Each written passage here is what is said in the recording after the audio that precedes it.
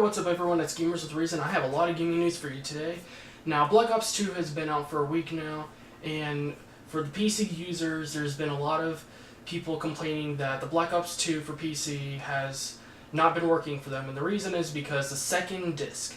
They install the first disc and then asks them to put the second disc in, and they find out that the second disc doesn't work, but not only that, but it is Mass Effect 2 actually. So, Mass Effect, the creators of it have pretty much came out and said that they could keep it. So, I personally think, in a way, it was basically their way of saying, hey, you could keep it because it's a better quality game than what you're paid for anyway, so. But that's just me though, it's not official or anything. But the next thing is Grand Theft Auto Vice City. Now, Grand Theft Auto Vice City's been out forever, everyone loves that game, it's well known, and it's a really good game overall though, even though it's really old. But it's on Steam, and now it's been pulled off. And it's been pulled off some shelves too. And it's all because of some copyright issues. It turns out it's because Sony owns the copyright to a song by Michael Jackson on the game. So Steam said that they're going to try to get it put back on Steam as soon as possible, but I don't know what's going to happen. I know that Sony's not doing very well compared to how good they were doing several years ago, so maybe they're just looking for some easy money or something, I don't know. But that's that. And the next thing is the Windows Surface. The Windows Surface tablets, whatever you want to call them, have been out for a while now, ever since earlier this month, and Microsoft is being sued. And the reason is because the consumer bought, I believe, the 16 gig model, and when he tried to put some stuff on it or try to use some of the space on it, it said that it was full. So he got outraged, and the reason is because it got full is because the operating system itself is about 16 gigs. So really, it's just going to fill up the whole thing. Now, I understand why he would be upset. I wouldn't want to pay for a 16 gig model and then have the thing be empty, but at the same time, our smartphones, all of our devices have some sort of space taken up on them. Our smartphones have 800 megabytes to 2 gigs taken up just by the operating system. And for some of the other stuff out there, it's usually not that much more, but maybe 4 gigs. Flash drives. Well, I'm not sure about them, but flash drives, let's just say you get a 4 gig. It's like 3.87 or 3.37.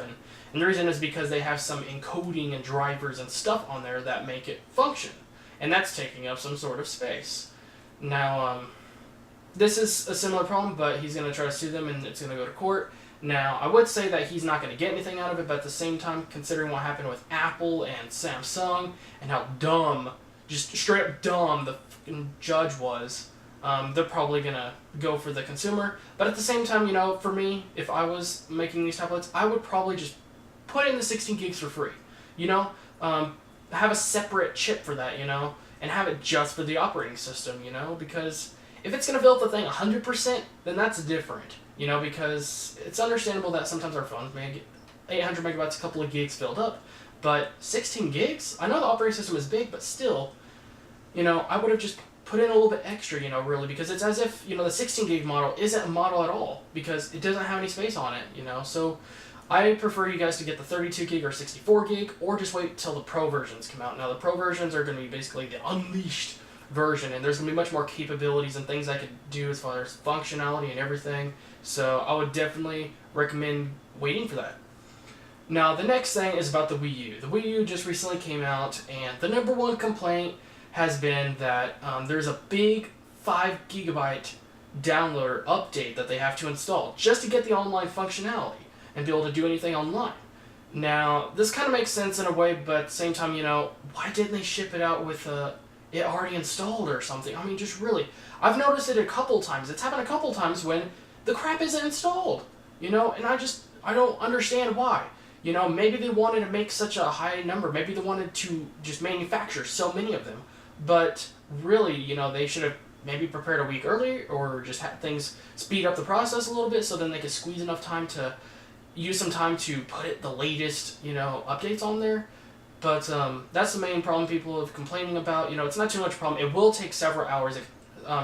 has been said that it's taking 5 hours, sometimes more for some people. So don't think it's not working just because it seems like it's frozen. So don't restart it or anything, because it will have problems. Kind of like the E74 error, you know, when or not E74, but E68 or E69.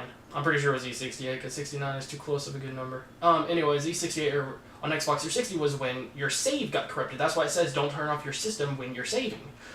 So, or updating or downloading anything, because it can cause you some problems. So, it seems like this week or past few weeks there's been a lot of just problems. I mean, really, just generally speaking, just problems. You know, no, news or no huge updates on anything. No, really, just a lot of negative stuff. I don't know. Maybe some weird stuff's just going on. I know our economy's not in the best situation or condition, really, but it's always good to look forward. But I will be bringing you some good news hopefully next week. So subscribe for more. And thanks for watching this video. Please comment, rate, subscribe, and I'll see you guys in the next video.